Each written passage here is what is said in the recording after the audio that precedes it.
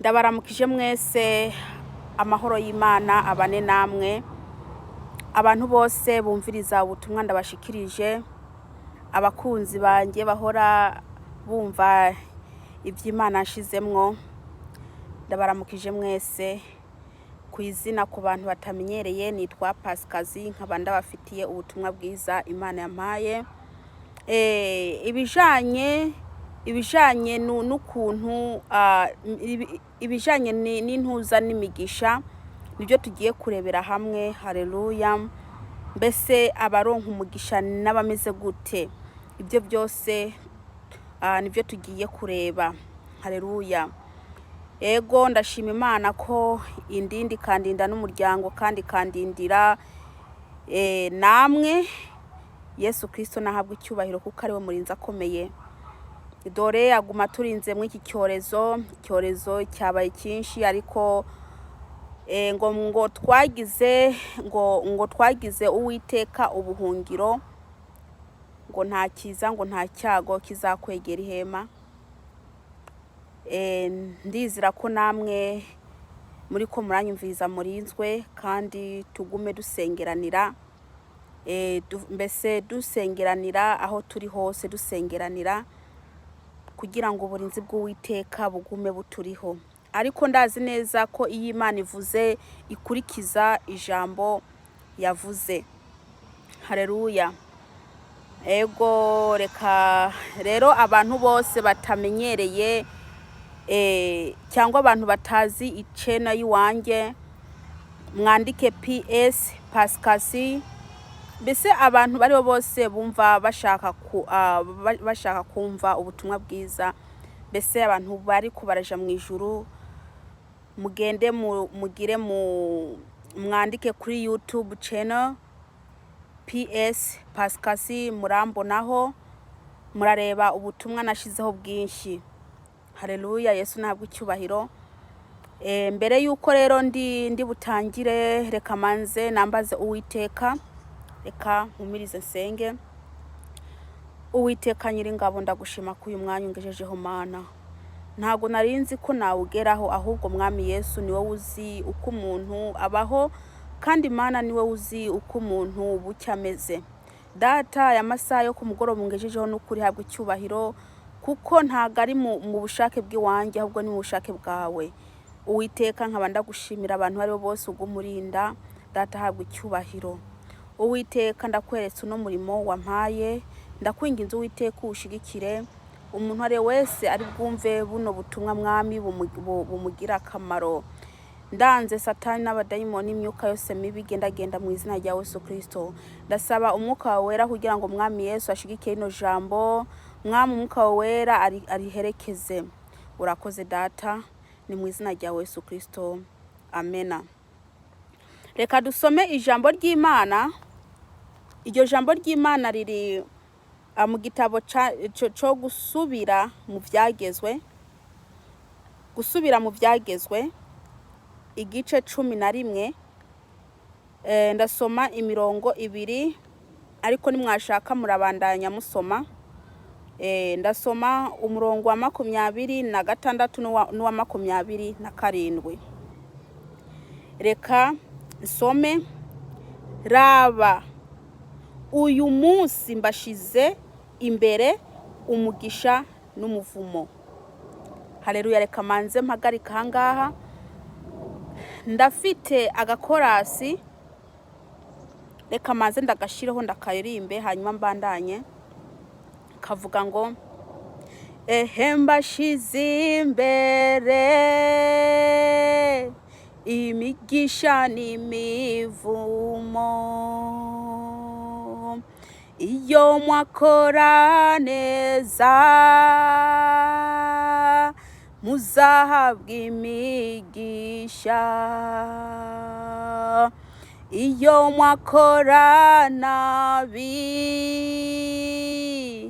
muzahabwa imivumo. Mbashize imbere imigisha n'imivumo,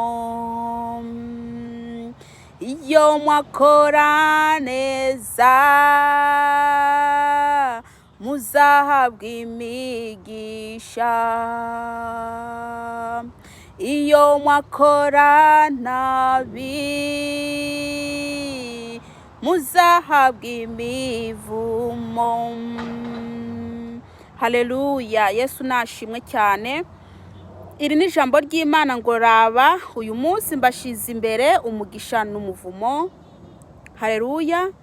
Uwo ni umurongo wa 26, reka nsome ku murongo wa 27. Uwo mugisha muzowuhabwa nimwitondera ibyagezwe by'Uhoraho Imana yanyu, ibyo mbagera uyu munsi. Haleluya. Nubwo Imana yatwemereye umugisha, hari amategeko umuntu akwiye gukurikiza. Yesu nashimwe. Hari amategeko umuntu akwiye gukurikiza. Ntago umugisha uza ku muntu wari we wese. Ngo wigire gusambara ngo Imana iraguha umugisha, ntibibaho. Ngo nimwitondera amategeko y'Uwiteka niho muzaronka uwo mugisha. Yesu nashimwe cyane. Ngo nimwitondera amategeko y'Uwiteka uwo mugisha muzawuronka. Haleluya. Reka ndababwire bene data, nukuri umugisha ntaguza ku muntu wari we wese. Ijambo ry'Imana rimbwira riti abanyamugisha ni bariya bamenye Imana. Kandi ndibuka ari ahantu muri Bibiliya hariho abagabo babiri, Baraki na Baramu. Umwe yatumye umugenzi we ngo genda umvumire abanyayisirayeli, ngo genda umvumire abanyayisirayeli. Maze Imana ifata umwe muri bo ati genda umubwire ngo n'abanyamugisha ntibavumika. Ngo rya jambo abanyamugisha, ngo n'abanyamugisha ntibavumika. Haleluya. Bene data, mbere yuko ushaka umugisha uvuye ku Uwiteka, nubanze wakire Kristo Yesu nimba ushaka ko Imana iguhezagira. Haleluya. Abantu benshi babona batunze amamodoka, bagatunga amazu meza, mbese bakabatunza amafaranga n'ibiki byose, bakagira ngo bafite umugisha Imana yarabahezagiye, ngo Imana yarabahaye umugisha. Reka ntandukanye abanyamugisha n'abantu baba bafite umugisha. Haleluya. Ijambo ry'Imana ko rimbwira ko abanyamugisha arabamenye Imana. Nawe wirigwa mu kabyiniro ukaba ufite amamodoka akururana 5, nawe ufite wirigwa mu busambane, wiri gusambana ukaba ufite amazu 10, nawe wirigwa uvuga ibintu by'ubeshi, nawe wirigwa uvuga ibintu by'ubeshi ukaba ufite amafaranga menshi, ibyo ngibyo ntago wabyita ngo n'umugisha. Haleluya. Ibyo ntago wabyita ngo n'umugisha waburonse, kuko tumaze kumenya ko abanyamugisha arabamenye Imana. Haleluya. Nubwo utunze ibyo bintu, utunze ibintu bikururuka n'ibiki, ariko nta mugisha urimwo. Uratunze ibintu ariko nta mahoro utunze. Uratunze ibintu ariko nta mahoro utunze. Uratunze ibintu ariko urabiriramwo. Uratunze ibintu ariko ugumuryana n'umuryango wawe, dore nta mahoro ufite. Haleluya. Nukuri abantu nabo hariho n'abantu badafite na kimwe, ariko Imana ikaba yarabahezagije amahoro mu mutima. Abanyamugisha nabamenye Imana. Ahubwo wico naguhanura, nugenda ushake Yesu Kristo nk'umwami n'umukiza wawe, kugira ngo ivyo bintu utunze abishiremo umugisha. kuko ibyo utunze nta mugisha urimwo, kuko nta n'amahoro wewe ufite. Wewe ubwawe nta mahoro ufite, wirigurarira, wiriga uvuga ati noneho baraje kubitwara, ati ejo baraza, ati uyu munsi bansize ejo sinzi. Nta mahoro ufite, nta mahoro ufite mw'ibyo bintu ufite. Urafite ibintu bikururuka, urafite amamodoka, ufite amazu menshi, ariko nta mahoro bifitanye, nta mahoro ufite mwene data. Biratandukanye rero. Aho ngaho Imana yakoresheje rya jambo ngo igwisha imvura ababi n'abeza. Ntubone ugifite ibintu byinshi ngo Imana yaraguhezagiye. Ese ni igiki wakoreye Imana cyatuma Imana iguhezagira? Ko maze kumenya ko umunyamugisha ari uwamenye Kristo, ko maze kumenya ko umunyamugisha ari uwamenye Imana, ni igiki kintu wowe warakoreye Imana ku buryo cyatuma Imana iguhezagira? Abandi nabo bariyadukiza ngo nuko baronse ifashanyo. Umuntu w'umusambanyi ukamubwira ati nimba umufashije ikintu akakubwira ati Imana iguhezagire, wewe uri umusambanyi, mbe wewe wawe ufite kweri uburenganzira bwo gutegeka Imana yo mu ijuru ngo ihezagire ukugiriye neza? Ufite uburenganzira nyabaki bwo kubwira Imana ngo ihezagire uriya muntu? Waraye mu kabyiniro ngo Imana ngiguhezagire. Ese mu mutima wawe ni iyihe Mana irimwo? Iyo Mana yatumye uje gusambana niyo uri kuravuga ngo Imana ihezagire uriya? Kuko ndazi neza nta Mana yo mu ijuru, Imana yo mu ijuru itanga umugisha, ko ariyo yagutumye hariya. Bene data, ikindi abantu baraja mu byaha, bakaja mu byaha, bakavuga ati nimba namba ari ikintu ugiye gukorera umuntu ukagikora ugafasha umuntu uri mu byaha, uwo muntu gifashije ukabafashije umuntu w'umukristo ari mu Mana, akavuga ati Imana iguhezagire. Wewe ari kategeka iyo Mana yo mu ijuru, nta muntu aho wundi umugisha, ahubwo Imana niyo iha umuntu umugisha. Akawugusabira Imana iguhezagire ngo nuko amugiriye neza. Ese iyo Mana irabyumva ari kigacireba uwo muntu amugiriye neza ukuntu ari mu mutima?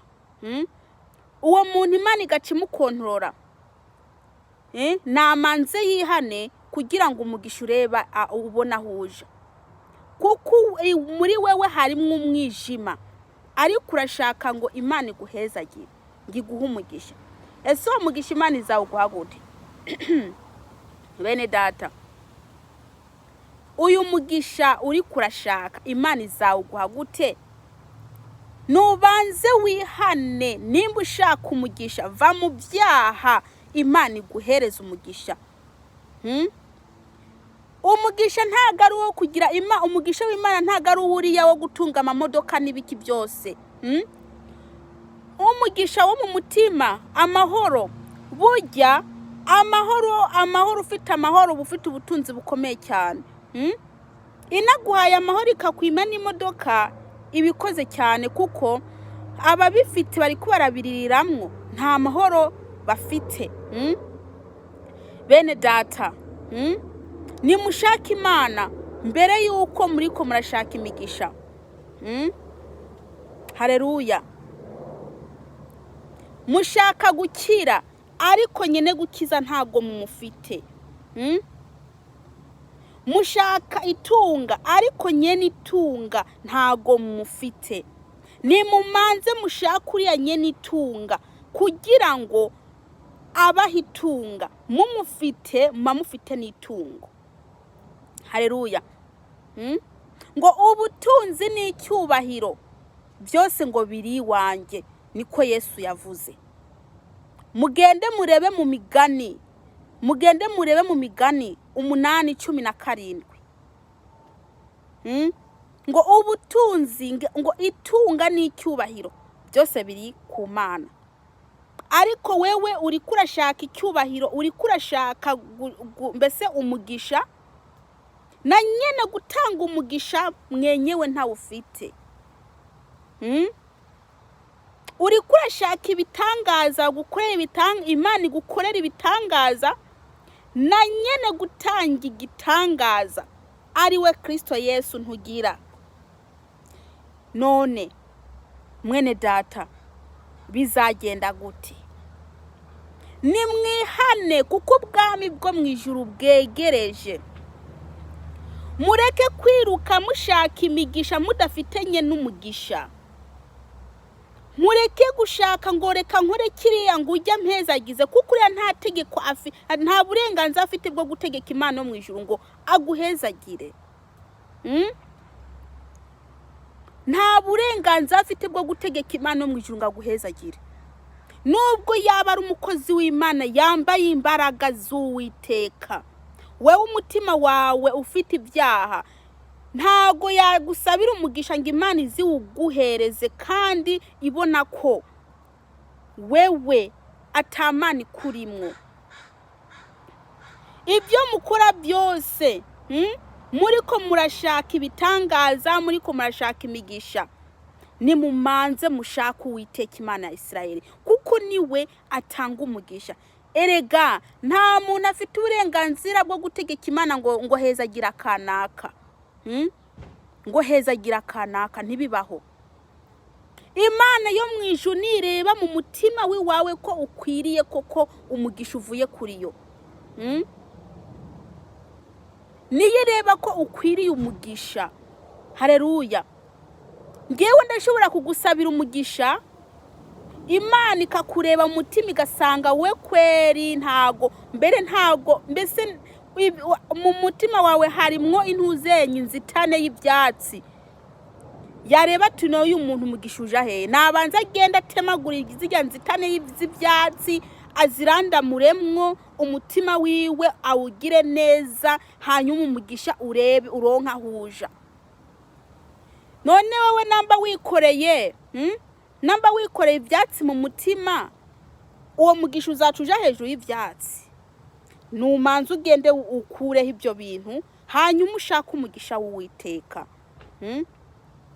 Kandi ubwo Yesu Kristo muriko muramushira hirya kandi ari we mugisha. Yesu Kristo niwe mugisha. Nubwo mumucaho, Yesu Kristo muramucaho mukagenda gushaka imigisha atari imigisha. Kandi nyene umugisha mumusize, ni mumanze mushake Yesu Kristo nimba mushaka ko imigisha ibazaho. Ngo itunga rihishije. Abamenye Imana barafite itunga rihishije, wewe udashobora kubonesha n'amaso yawe. Haleluya.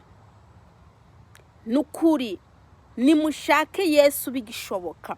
Urashobora kuba udafite ikintu na kimwe mw'iyi si, ariko ukaba warubatse etaje nziza mu ijuru. Haleluya. None mwene data, wo kufite amamodoka kururuka, ufite amazu n'akazu, ese waba ufite etaje zingahe mu ijuru? Ese woba warubakije etaje mu ijuru kugira ngo niwava ngaha mu isi uzashikire mu iyo etaje ntuzaba umuntu azerera? Yesu Kristo avuze ati ngo mu rugo kwa data hari amazu menshi, ngo iyo aba adahari mba ndabibabwiye. None ugira ngo ayo mazu uzaje mute akoreye? Nta mazu y'ubusa uzaronka naha ngaha ku isi. Ndabaha akarorero. Nezijya nzu bavuga ngo ni inzu za leta, ngo bariko barafasha batishoboye inzu za leta. Mvuga mu bihugu vyakize. Mwizo nzu za leta hari amafaranga make uriha. Izo nzu rero zo mu ijuru Yesu yavuze ntago uzazironkera ubusa. Iyawe ntuzayironkera ubusa utayikoreye. Nugukora n'intuze n'ijasho ikabira. Nugukora ugakorera iki iyo nzu Yesu Kristo yatwemereye. Kandi Yesu Kristo akavuga ati ngo ntawe uzaja kwa data ntamujanye. Ariko mwebwe muriko murashaka imigisha mutabanza gushaka uriya utanga. nyene umugisha niwe mukwiye kugira kwanza, akabanza akabinjira ngo ari wafite uburenganzira bwo kuguhezagira, bwo kuguha umugisha. Imana iraguhereza akazi nk'uko igaha abandi, igwisha imvura ababi n'abeza, ariko mwako kazi kawe ntuce ugira ngo Imana yashizemwo umugisha ngo nuko iguhaye. Iraguhereza nyene kuko n'umuvyeyi kandi usanga abantu batari mu Mana nibo bafite ibintu byinshi cyane. Ba Kristo murabizi, abantu batari mu Mana nibo bafite ibintu byinshi cyane. Abantu batari mu Mana bafite amazu menshi cyane. Abantu batari mu Mana bafite amamodoka menshi cyane. Ibyo byose rero mu Kristo ntibigutera ubwoba ko nta mugisha uburimwo. Nta mugisha uburimwo. Haleluya. Mumaze kumenya ko umunyamugisha ari uriya yamenye Imana. Umunyamugisha n'uriya yamenye Imana. Haleluya. Wewe wamenye Imana niwe munyamugisha. Niwe sabira umuntu umugisha, uwo muntu yagufashije, uwo muntu yagufashije umutima wiwe wejejwe, uwo mugisha uzamufata. Ariko niwe sabira umuntu umugisha, uwo muntu ararasambana, ndakubwije ukuri uwo mugisha ntago uzamugeraho. None bene data, ni kubera iki muri ko murasotera gushaka umugisha na nyene gutanga umugisha atawe mufite? Ni mumanze muje kugwana no gushaka ubutanga iki? Ubutanga umugisha. Hanyuma ni wamushaka ukamubona, rero utangira kumusaba umugisha, kuko noneho ubutanga umugisha muri kumwe. Ntago urinda kuja hariya gushaka imigisha, abari kumwe nawe. Haleluya. Yesu Kristo nabagire neza bene data. Yesu Kristo mumushira hariya mukagenda gushaka, mbese hariho ahantu anasomye abantu ze babonye Yesu ikagendagenda ku kiyaga, baramukurikira. Arababwira ati ngo ndazi ico muri ko muragira iki, muri ko murashaka mushaka ya mitsima, ntago munkurikira. Umva, ntago mukurikira Yesu kubera ko mumushaka, mumukurikira kubera imitsima, mukurikira Yesu kubera ibitangaza akorera abantu. Ntago mumukurikira ngo nuko ngo mumukeneye mwebwe. Ndagwaye umutwe, shaka baje kunsengera. Ubwo uri kuraje gushaka Yesu kubera ushaka umugisha ngo aguhezage nawe umere neza, ariko utari kurashaka Yesu ngo abe muri wewe. Nimushake Yesu abe mu mutima. Usibye n'imigisha muri ko murashaka, nimushaka ubwami bwo mwijuru. Ngo nimushaka ubwami bwo mwijuru, ibindi byose bizaza nk'inyongera. Ibindi byose bizaza bikurikiye bujya bwami muri ko murashaka. Ntimugashaka ibyiza gusa ataco bizamara ngaha mwisi. Ntimushake ibintu bizashira ngaha mwisi. Nimushaka ubwami bwo mwijuru, kuko ariho muzaba. Hajya mwijuru no hazaje umuntu yahakoreye, ntago hazaje umuntu atahakoreye. Nimushake nyene umugisha, ntimureke gushaka imigisha gusa. Nyene imigisha ni umaze mu mwemere abategeke. Abanyamugisha ni bari abamenye Imana. Abimigisha ni bari abazabitondera amategeko y'Uwiteka. Bari abazabitondera amategeko y'Uwiteka nibo bafite umugisha. Ariko nawe wirirwa mu kabyiniro, ugendana ikimezuku, ugenda wandika umunani mu muhanda, ku munsi usambana n'abagore 3, 4, 5, abo bose nabusambana nabo, ariko ushaka ngo Imana ngiguhezagire. Hanyuma waburanirwa uvuye mu muntu ze mu hoteli, waburanirwa wahura n'umugira neza akagufasha ngo Imana iguhezagire. Imana hehe uri kurasaba ko uwo muntu imuhezagira? ni imana yo mu busambanyi. Ati nawe amena unsabiye umugisha. Ni umusabe nyene uwo mugisha, umugisha nyene umusabiye imana yatumye ija gusambana, niyo uri kuko niyo ibiri kurimo, niyo iri ikurimo. Iyo mana y'ubusambanyi niyo ikurimo, niyo umuhezagije. N'abazatangira kurota babona baza ibimeze ukubiza kubatera, ntibamenye iyo byavuye, naho bivuye kuri ya amena. Abapfumu, abarozi, mukabagira neza ahubwo ati imana iguhezagire. Ese ni imana heza bari karaguhezagiza? Umupfumu afite imana guhezagiza atari izamabingi? Umupfumu afite imana guhezagiza koko atari za nyabingi zifite amahembe abiri, zifite n'imirizo, arizo zizaza zikaza gusura? Utangire kubona ibintu biyanga ati mbe bino bintu biko biragira iki, birava hehe? Naho ni wa muntu yakubwira ati imana iguhezagire ngo atamena. Bene data, muze mwirinda kuvuga amena. Muze mwirinda kuvuga amena mu bintu byari byo byose, kuko uvuze amena namba utazi ico bisigura, mwene data, uvuze ngo bibe bityo. Muze mwirinda kuvuga za amena ziva ku byari byo byose, ngo amena amena amena, Imana iguhezagire, amena. Ubuzi ngo ni imana yahe hari karaguhezagiza? Ubuzi ngo ni imana yahe hari mwaraguhezagiza? Nk'umujura yiba agira ibibazo ukamufasha akavuga ati imana imuhezagire, yahehe ariko aravuga imana yahehe? Nawe ati amena. Iyo mana iba yamutumye yiba niyo abaguhezagije. Rero mube makini kuza mwishura amena buri bintu byari byo byose, kuko ibyo urashobora gusanga binagukurikirana wewe ntubimenye, ukabona ibintu biko birayangara ntuzi byari byo. Ati mbese no bintu bimeze gute?